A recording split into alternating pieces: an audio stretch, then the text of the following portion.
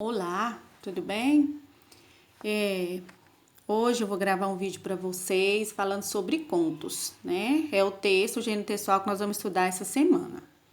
Nós já estudamos sobre contos anteriormente, mas nós estudamos sobre contos de aventura. Agora nós vamos estudar sobre contos populares, tá? Os contos populares ou folclóricos são narrativas passadas de geração em geração. Elas não têm autor conhecido. Cada história é aumentada e modificada à medida que vai sendo repetida. É aquele ditado: quem conta um conto aumenta um ponto. A autoria é atribuída ao povo, folk em inglês. Daí se origina a palavra folclore em português, né, no Brasil. Muitos contos populares são bastante antigos, passando de boca em boca. Não eram escritos. Mantinham-se vivos graças à memória dos contadores de história.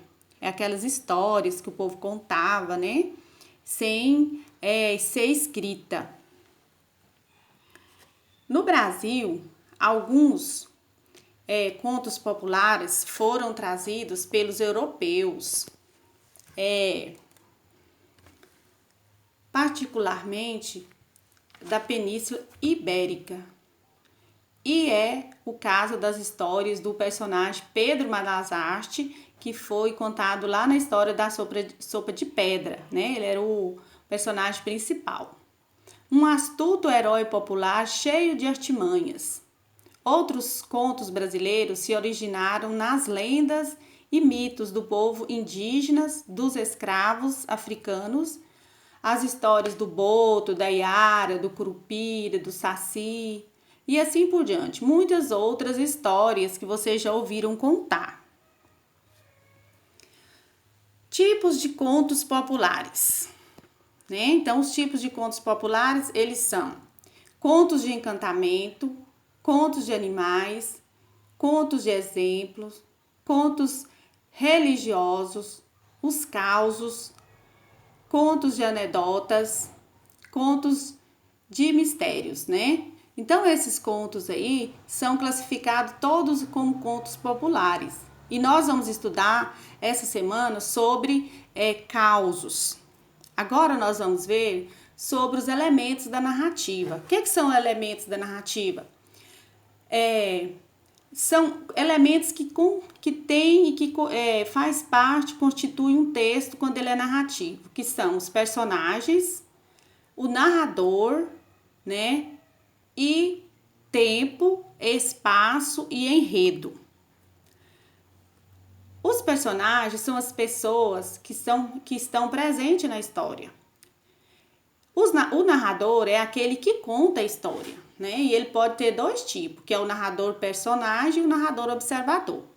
O narrador personagem é aquele que participa do enredo da história. Geralmente a história é narrada em primeira pessoa.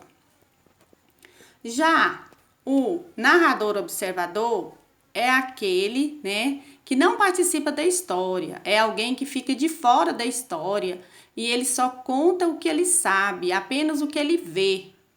Ele não sabe do futuro e nem do pensamento das personagens. Continuando, né, vamos falar sobre o tempo. O tempo da narrativa é o tempo que determina por um período da história onde passa. Muitas vezes fala que foi de manhã, que foi à tarde, que foi à noite, que é chamado de tempo cronológico. E o tempo psicológico, ele não segue uma linha, né? Não é linear aos fatos.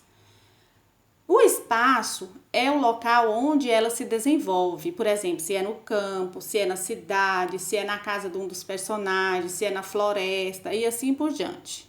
O enredo é o tema ou assunto da história que pode ser contado de maneira linear ou não linear. Então, esse aqui é o enredo, né? O enredo é o assunto que acontece na história.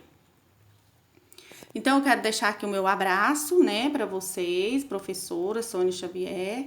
Estou com muita saudade de vocês e desejo bons estudos.